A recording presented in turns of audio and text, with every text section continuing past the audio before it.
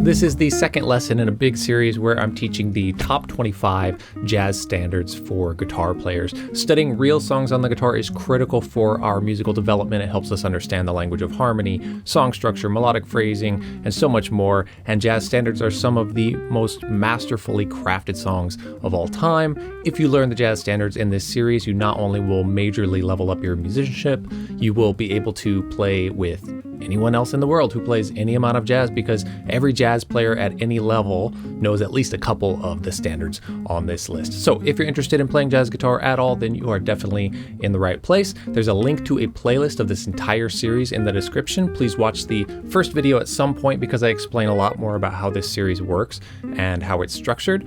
The song we are learning today is number 2 out of the top 25 jazz standards for guitar players, and the song is Blue Bossa.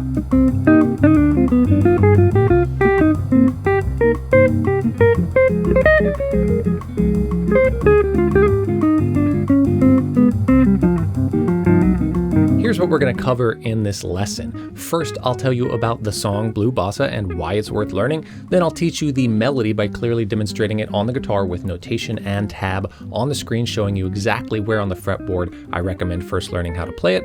I'll show you the scales that the melody comes from. I will teach you the Blue Bossa guitar chords by demonstrating both the easiest chord shapes that you can play for this song and the most common chord shapes as well, all with chord diagrams on the screen so you can follow along. I'll teach you the scales you can use to improvise over Blue Bossa. I'll give you both a complete version of the scales and a simplified version of the scales, all with demonstrations and scale diagrams on the screen showing you exactly where on the fretboard I recommend first learning how to play these scales and improvise over this song, so you're not worried about playing all over the fretboard. It's best to get it down in one position at first. Every lesson in this series includes a unique piece of advice at the end for how to truly internalize jazz standards on the guitar, so I will share that, and I'll also give you a listening recommendation for this song because it's important to be listening to the music that we are working on and learning. Why learn Blue Bossa? Well, Blue Bossa is a special tune because it merges two styles that were very prevalent in jazz in the 1960s, hard bop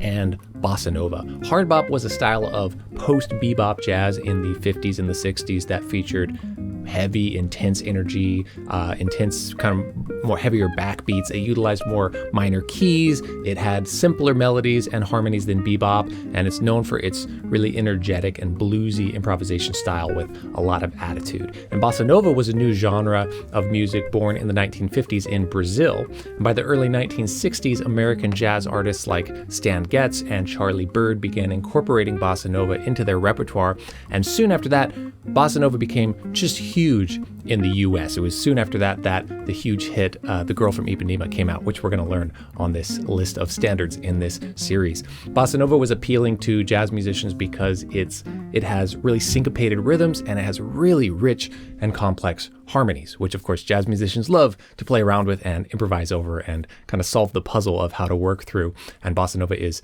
beautiful for that. Blue Bossa was composed by trumpeter Kenny Dorham and first recorded in 1963 on saxophonist Joe Henderson's album called Page One. Blue Bossa is not a true bossa nova song, it's a jazz tune, but it captures the essence of bossa nova energy while still being rooted in traditional jazz harmony and improvisation. It's a simple tune with a 16-bar form, and it has stood the test of time for decades now as a firmly established jazz standard. Let's go ahead and learn the melody. So here's the melody for Blue Bossa. Don't worry, I'm going to show you the tabs and demonstrate it on the guitar exactly where I think you should first learn how to play it. But I like to look at the whole lead sheet here and just point something out if there's something to point out, and just for us to get a look at it and especially figure out what scales the melody comes from, because that's the first thing I think we should practice, which makes learning and remembering the melody so much easier. The melody, if you look at all the notes all the way up to here, there are no accidentals. There's no sharps or flats. We have a key signature here. This is E flat major, and also that is the same key signature as C minor. So C minor being the first chord and the main chord, this is in the key of C minor. So all the notes here, none of them have accidentals, which would mean like flats here or a sharp in front of a note, which means that those notes just all come from this scale of C natural minor.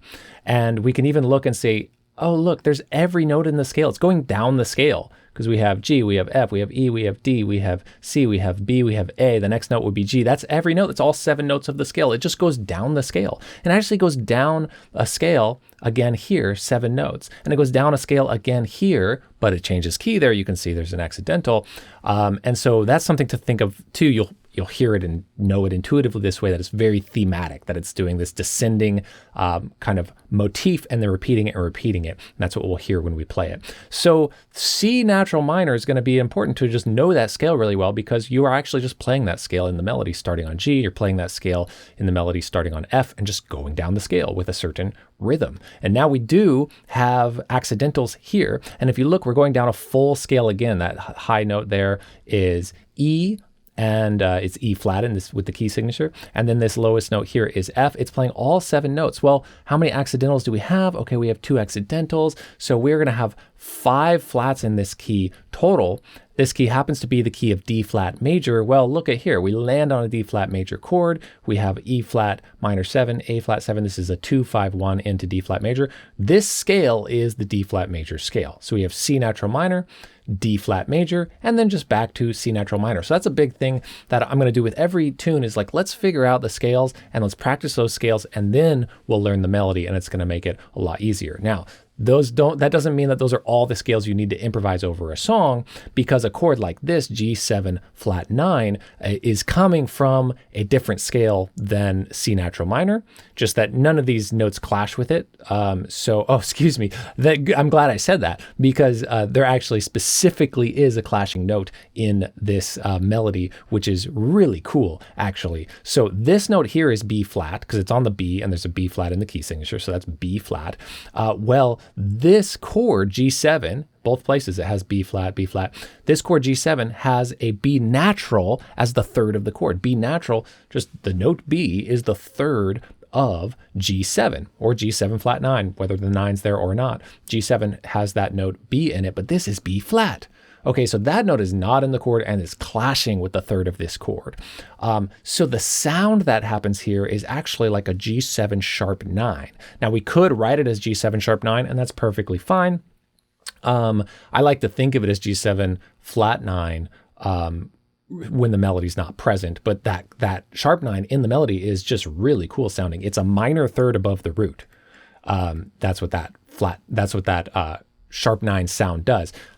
I'm not saying it's exactly sharp 9 right now, because 9 is the same as 2. 2 above G is A. So A sharp is technically the sharp 9 or the sharp 2 of G7, but this is B flat. But yet it sounds very much like a sharp 9 chord, which is like the Jimi Hendrix chord. A lot of people will call it that, and I'll play you that in a second. So that's all I wanted to look at for the melody. Let's jump to practicing those 2 scales up and down. I'll show you scale diagrams, and then we will just learn the melody with tabs on the screen. Let's go to that.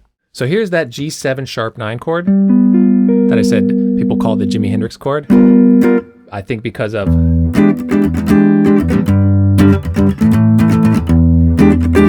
he uses it a lot. That's the purple haze progression. So here's G7. This is the root, the third, the flat 7, and then the sharp 9 up there. That's B flat. The third of G7 is B natural, B flat. They're right next to each other. Here's that third. Here's that B flat, the sharp 9. They're an octave apart and otherwise just a half step apart, these 2 notes. If you play that anywhere the G7 is in this song, it's going to sound great. Just showing you that because the melody is creating that for us, and I really like the sound of that when the melody does that. The scales that we just talked about, C natural minor and D flat major, are we're going to play them in the 5th position. So they're just right here on the guitar. And I recommend learning all your scales with an approach I call the root to root method, where you start on the root, you repeat any other roots, and you don't repeat or land on and spend weight on any other notes, just the root. You can pause on the root or you don't have to, but you repeat it and you hear the sound.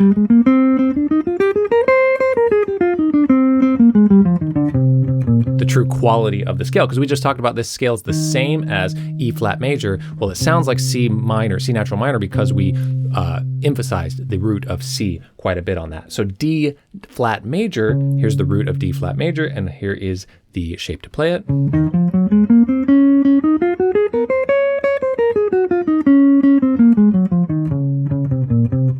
Okay, you got those shapes on the screen. Now let's learn the actual melody with tabs right in that position where we learned the scales. So now I'll show you the Blue Bossa melody, and I encourage you to use this section to practice along with my demonstration until you have it down. It's a really great way to practice. There will be guitar tab and notation on the screen as I play, so you can see exactly where on the fretboard. I recommend first learning how to play this melody, which is in that spot where we learned those scales. Here is the melody for Blue Bossa at 180 beats per minute.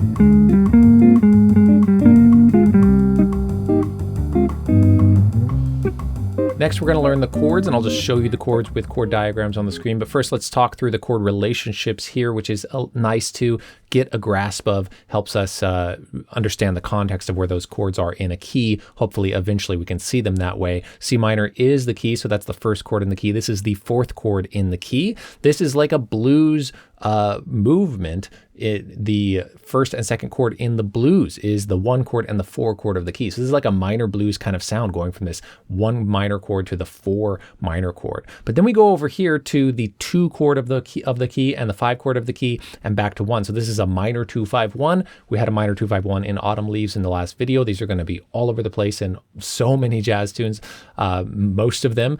So we have a minor 2-5-1 just leading back to this, and then we just change keys altogether to the key that is a half step up, which is very cool sound, very distinct sound. We have a major 2-5-1 in D flat major, and the way that you can think of this is that this is 3 frets up from this. This is a minor third up from this when you're playing this and you go up here. That's how I see it and hear it and kind of feel it. Here's the same minor 2-5-1, and then this is a quick turnaround that's just 2-5 back to here to kind of lead us back home again as the tune just repeats over and over again. Typically, when we play a tune with this short of a form, which is 16-bar form, and it's also played relatively fast sometimes, we will play the melody twice and we will improvise over it longer than a song with a longer form where you might play the melody once and then start improvising. Well, we'll usually play the melody twice on like a blues form or a short form like this. But let's go through the chords and I will show you 2 versions of that. Here we go. Now I'll play you 2 different versions of the Blue Bossa guitar chords. I'll play you each chord once, each time a chord changes, and I will show you the chord shape diagrams on the screen. I encourage you to practice along with these demonstrations as you are working on getting the chords down. That can really help with making progress. First, I will play you the chords using the simplest chord shapes possible. These are called shell voicings, and they are widely used in jazz. We'll do that first. Here's the demonstration of that at 180 beats per minute.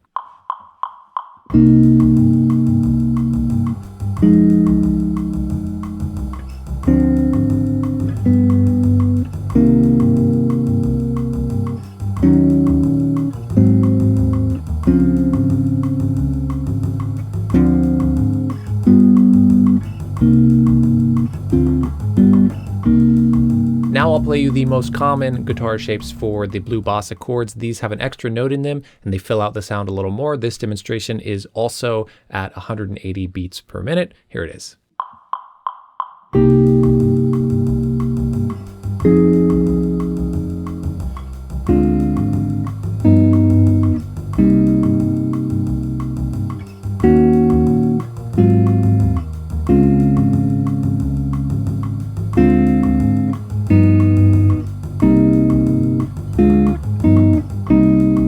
Here's the chords with the bossa nova comping rhythm. If you want to learn how to do this, there's a tutorial on it. There's a link to it in the description that walks through it in detail. Here's just a demonstration of it for now.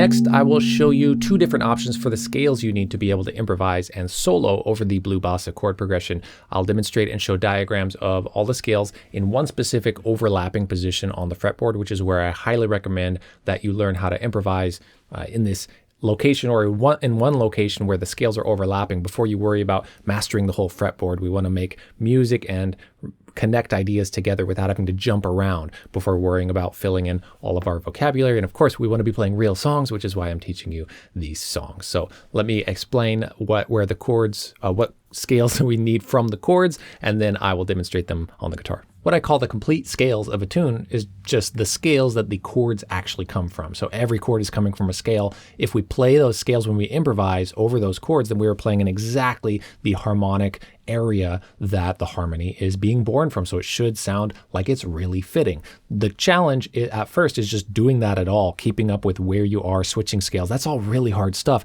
but it's not going to make us sound good necessarily, or like we want to, or like jazz, or whatever your goal is, because phrasing and taste and feel and tone are really important after that. But this is a huge first step to just be able to switch the scales and know where you are in the song. This is kind of the order of operations that I like to prioritize, and you can work on your feel and phrasing and licks and chromatic notes and stuff like that later. So what's the complete scales? And then I'll show you the simplified scales that also work quite well. Well, we already said that this is the 1 chord of C minor, 4 chord of C minor. Okay, C natural minor, the melody comes from that. We talked about that.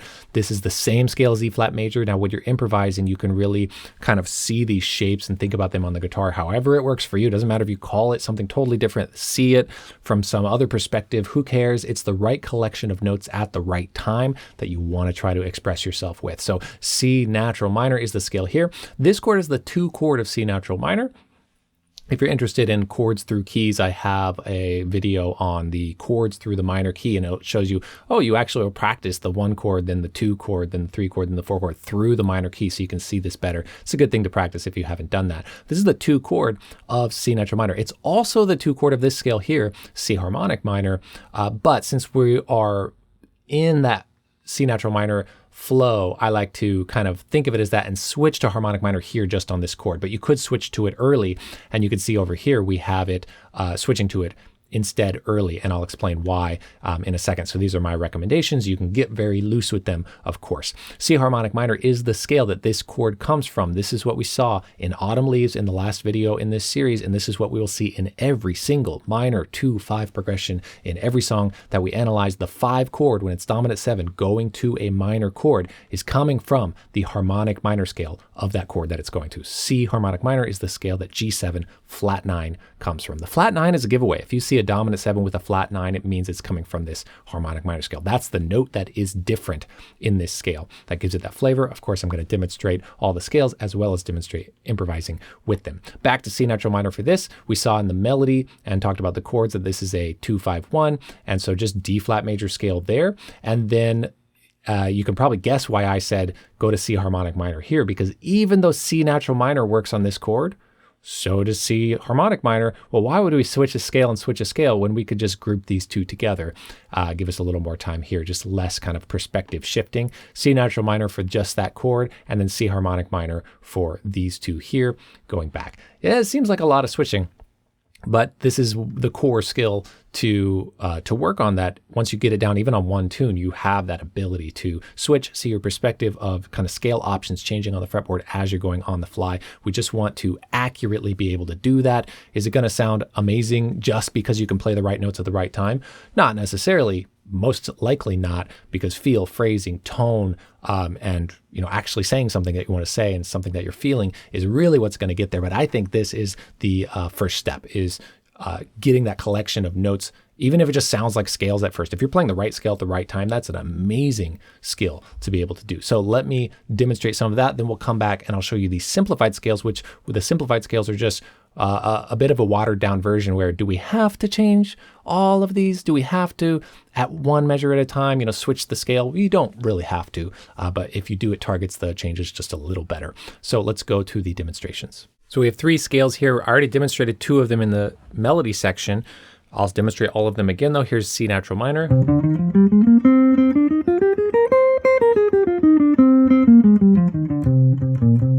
Okay, here is C harmonic minor.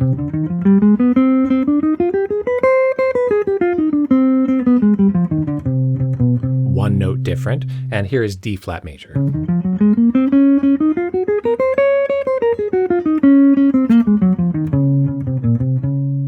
Here's an example of improvising through the form one time with those scales.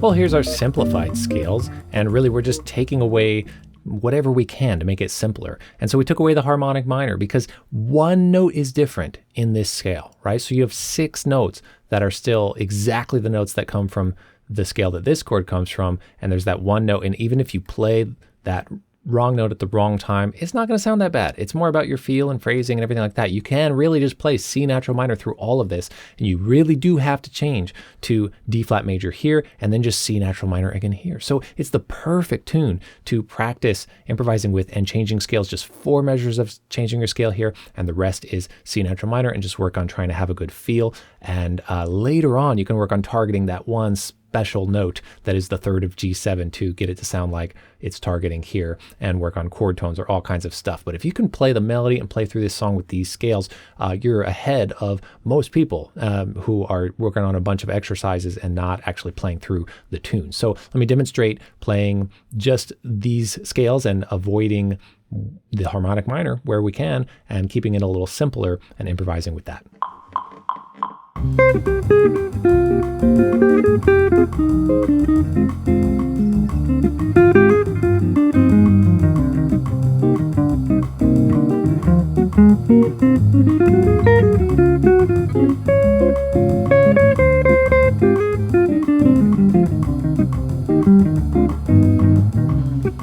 Here's your internalization tip for this video. I'm doing one of these for every lesson in this series for how to truly internalize a song, a standard, and know it so well inside and out so you can truly express yourself with it. This is the best stuff to practice. This is my favorite stuff to practice, where you're really working on your core, deepest level of musicianship, your musical fitness, which then of course applies to any other music that you want to play. So in this video, I want to share the tip that we want to know the melody better than anything else. We want to know the melody so well, just have it burned into our brain, into our ears, into our hands, our fingers, but most importantly, in the ear and in your mind.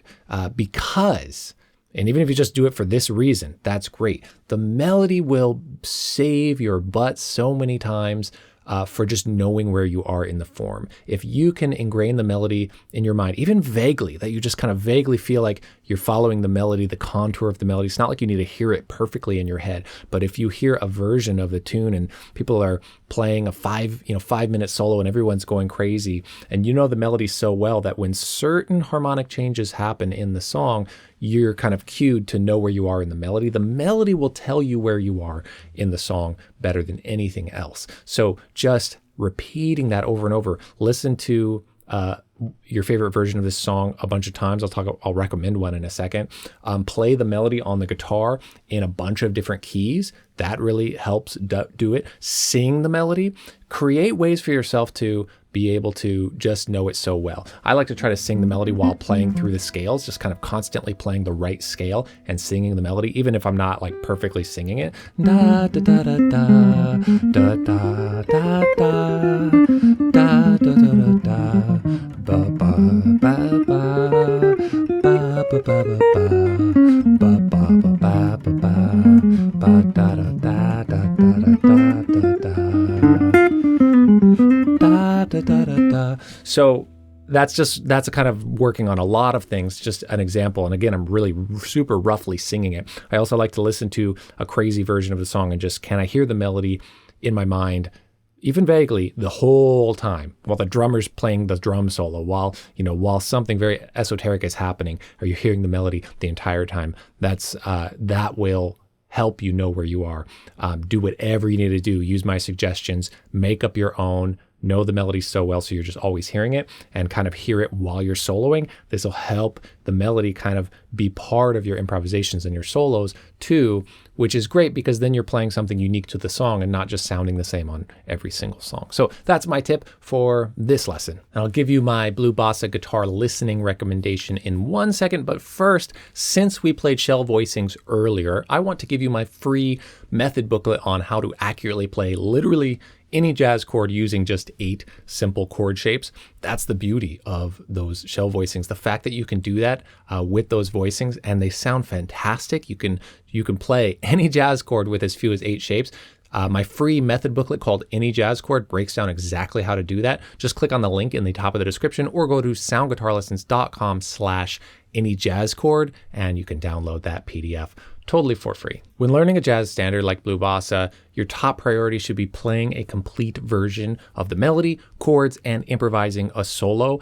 Even if it doesn't sound great yet at first, this goal will rapidly help you improve your playing. It'll clarify how you want to sound. It will clarify what you need to work on. Plus, it gives you a place to actually apply all of the random jazz lessons and exercises that are out there because you're really playing real music through a real song. So focus on that first. And when you're ready to level up, I've compiled a supplementary lesson playlist to help you sound more advanced when playing jazz standards. It covers like chord tone, improvisation, chromaticism, advanced chord voicings, chord theory, much more. And there's a link to that playlist in the description as a supplementary offering to go along with this Jazz Standards series. Listening to the songs we want to play is important. If you want a jazz guitar listening recommendation for Blue Bossa, I recommend Pat Martino's version of Blue Bossa. You can just look it up. It's on a few different records. There's a collection of Pat Martino kind of best of. It's called Cream. That's one of the albums that I think is just great. It has a kind of some of his best recordings on it, and the Blue Bossa